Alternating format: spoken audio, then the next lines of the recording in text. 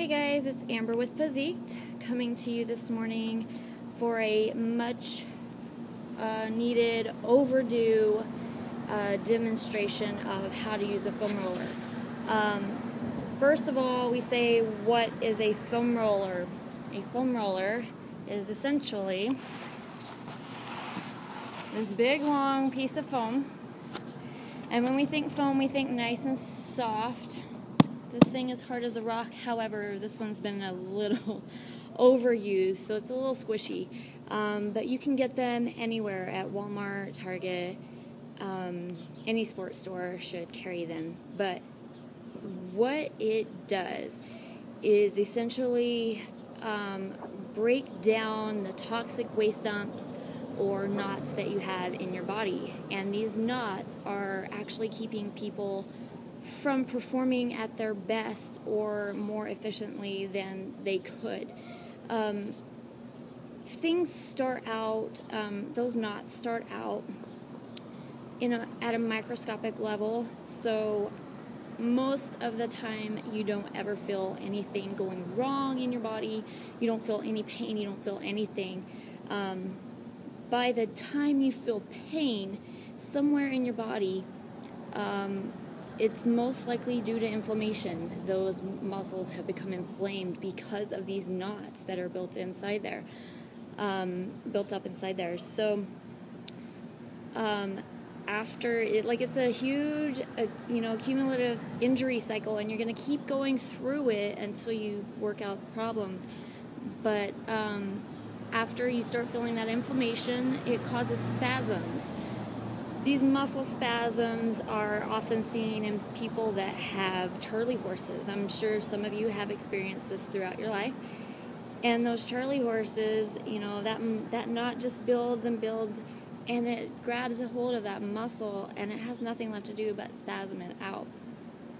After your muscle spasms, you actually go through a cycle of neuromuscular deficiency, which is where your body starts performing in a way that it shouldn't, because it doesn't know how to react any other way. In other words, the body is always going to choose the easy way out when you complete an exercise. Always. And I say this time and time again in my boot camp. If you have a knot in there, it is keeping you from going to your full length potential. And so let's take someone on the treadmill, for example. Have you ever seen those people on a treadmill or the stair climber? With that thing inclined all the way to its max, and people hanging onto the rail like this and making that movement happen because they don't want to fall off the treadmill in front of everyone and look like an idiot, right? So you use other ways to make movements happen, whether it be right or wrong. The body will choose the easy way out every single time. So by stretching these muscles that are giving you problems, it is not going to be very effective if you don't work the knots out. It's like, take your shoe for example. You got it knotted, and if you pull and stretch it even more, that knot just creates even more tightness. And again, it's not helping you. You don't want to make it tighter. You need to release it. Okay, so I'm going to be demonstrating a couple of ways that you can foam roll certain parts of the body. This video is for instructional purposes only, and I do suggest that if you have any questions, please comment below. Get in contact with me on my Facebook page at Physique, because you can still do flexibility the wrong way. There are ways that you can actually make things worse. So, as a corrective exercise specialist and dealing with injury prevention, even with my injury, and yes, by the way, I don't have my boot on this morning. Because I'm sitting here in the grass, I'm not going to be getting up. I'm not going to be using my foot for any purpose, so no worries there. Don't be calling the doctor police on me. But you'll be able to see firsthand how much muscle I've lost in this leg. It's kind of sick. But anyway, back to square one. Here we go. In the first exercise, I'm going to show you for flexibility is going to be for shoulder issues. If you have shoulder issues, now, okay, so first let me start off saying by finding out where your injury is, it is best to perform an overhead squat assessment for each client so that I can determine where those problem areas are generated from. I mean, if you have shoulder issues, the body is connected. You are one kinetic chain, and if it is all not aligned properly, something going on up here can definitely affect you in the foot and ankle. Okay, everything works together in a system, and so these exercises are only like I said, for instructional purposes. I really would love to do an overhead squat assessment for everyone. You know, I don't have the capability of doing that, but you should be having one performed before deciding which areas are actually the ones that are injured. Okay, so we're going to start out with the shoulder. We're going to start at the top of the body and kind of work our way down. And again, if you have any questions, go ahead and comment below, because you need to do them properly, all right? Any type of shoulder issues is usually caused by impingement, but there are other issues that are going on inside that shoulder. But what you want to do is actually foam roll the lats. You can't foam roll the shoulder, so don't even try, okay? You'll actually end up hurting all of those joints that are going on in there. But the lats also connect down to the lower back. They run all the way down to that lower back. So what you're going to do is take your foam roller, and again, you should find one that's better than mine. If you don't have a foam roller, the next best thing is your cooking friend, the rolling pin, okay? And I'll demonstrate that as well. So what you're going to do is lay down on your side with that foam roller right into the armpit, okay, just like so. And usually, any type of shoulder issues, you feel something right away, right in that armpit. You need to make sure you lean back just a little bit, because again, those lats connect to the back, so we want to get more of the back. Now, if you roll forward, women, we're going to have issues there. We don't want to roll over anything in the front of our bodies. So arms straight out, and you're going to roll down that foam roller until you feel a tender spot, and I feel one right there.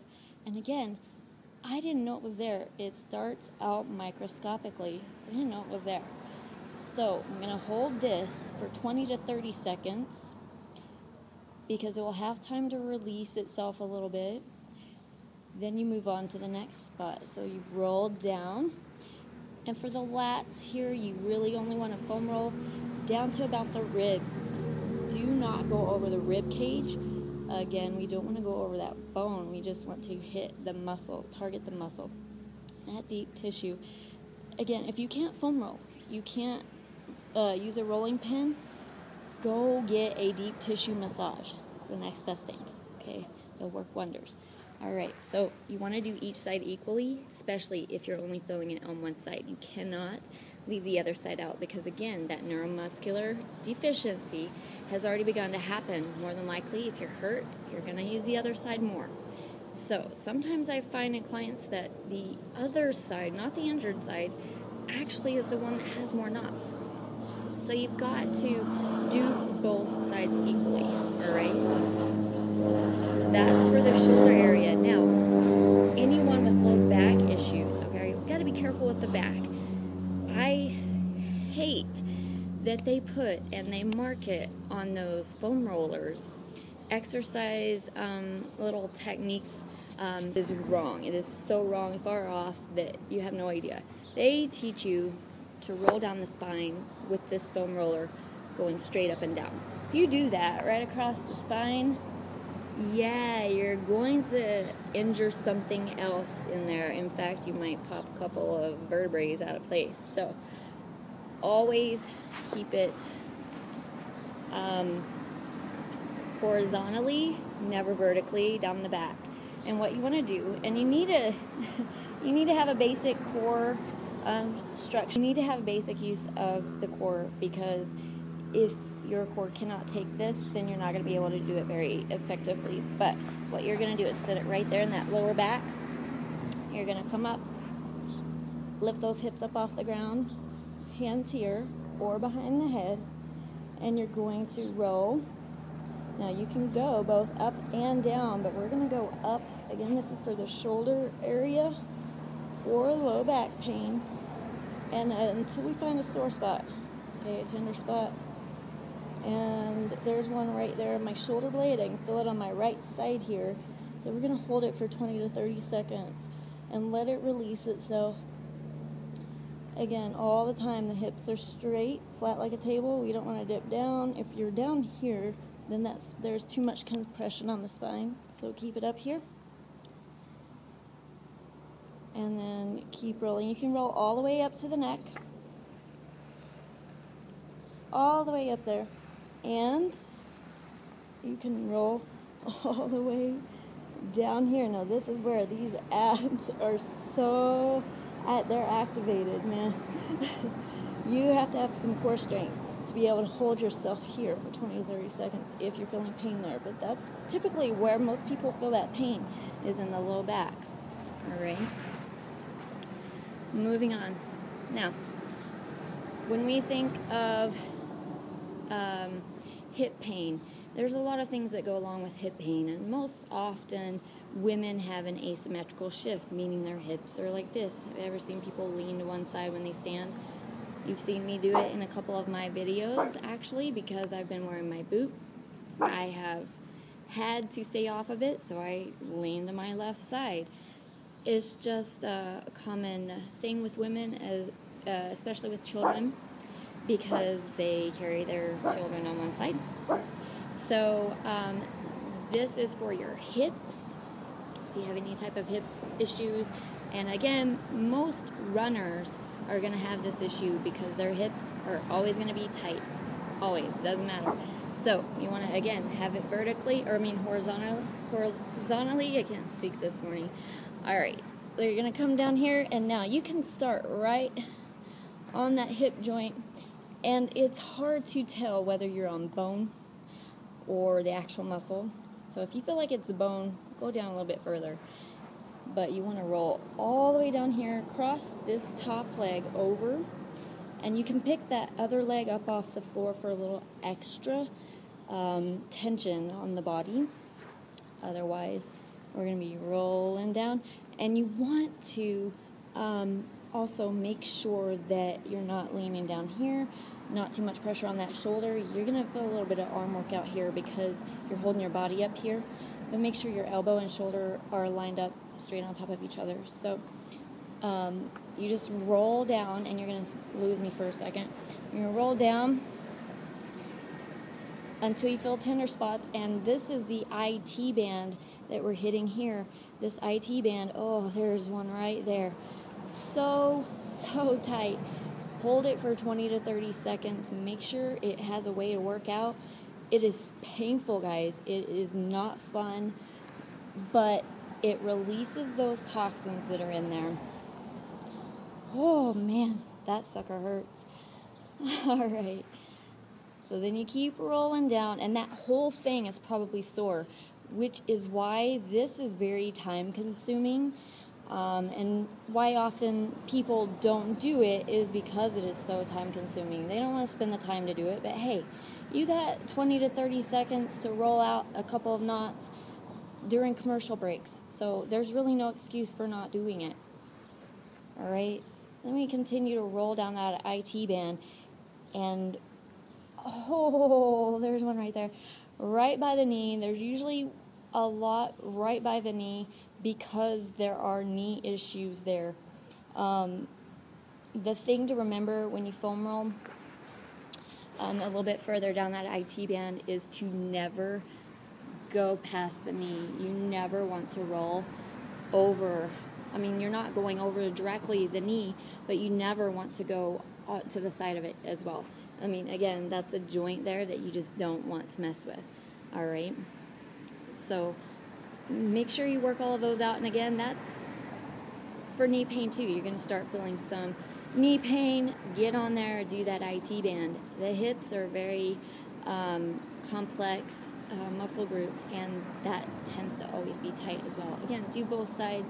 Don't favor one more than the other. Okay, now we're going to go over another knee issue. Okay, if detected in an overhead squat that your knees start bowing in when you do a squat, and you can do this at home. Okay, let me demonstrate that as well. Okay, an overhead squat is where your hands are up, and I'm not going to be able to do it because of my foot, and I walked on it, I know. But your hands are straight up, and what you want to do is go down into a squat as low as you can without compensating in other ways, and we don't want to go like down to the floor, okay, because it's not going to happen. So just to about right there, and then right back up. When you do that, if those knees start bowing in like that, there's knee issues there, okay? When there's knee issues, it means that these inner thigh muscles right here they're called adductors. These muscles are the tight ones, causing that movement to make your knees go inward. The back of the hamstring, the middle part of the hamstring, the medial hamstring, is keeping you, like it's not performing properly, and it's keeping you from using these muscles correctly. So what we're going to do is foam roll these adductors, and I have to warn you in advance, you're going to get very personal, up close and personal with your foam roller in doing this. So it almost looks sexual, which is why most people don't do it in the gym. Alright, so what you're going to do is, just remember this rule. If you're foam rolling that right side, you're going to want to turn this foam roller to the left. Okay, so always opposite. So it's going to be angled, and you're going to straddle this. I told you, I warned you. Alright, you want to go right up into the groin, okay, because any type of knee issues, you risk quad, hamstring, and groin strains, okay, from those medial hamstrings not working properly. Alright, so what you're going to do is take the body out to the side of the foam roller, and again, more than likely you're going to feel something right there, but knee issues, we're going to feel a little bit further down towards the knee. So what we're going to do is just walk out like in a plank until you feel a tender spot, and there's a little bit right there. But again, do not go over that knee.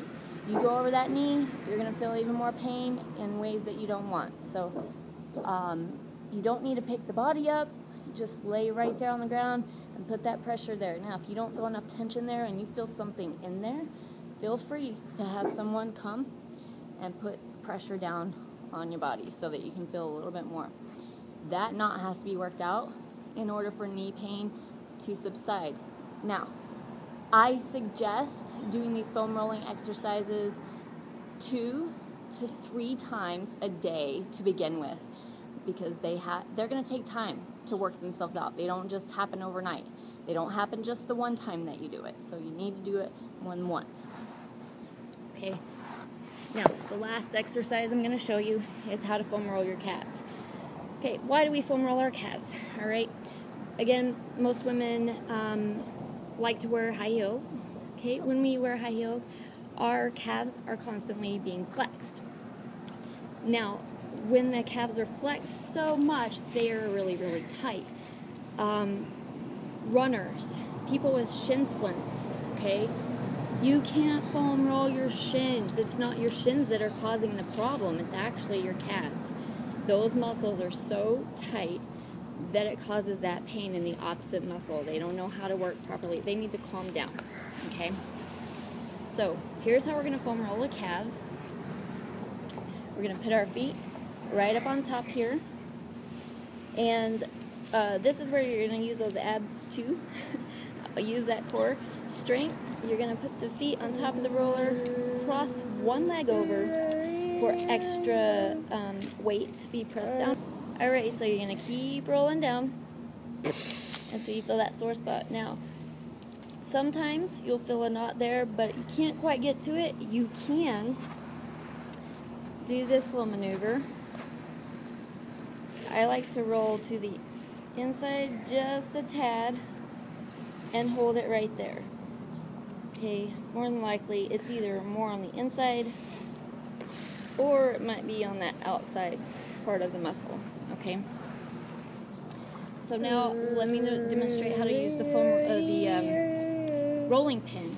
It's not the same. I don't suggest it unless you have supervision, someone is helping you, because again, you can still do it the wrong way. Okay, but I'm going to show you the calves, for example.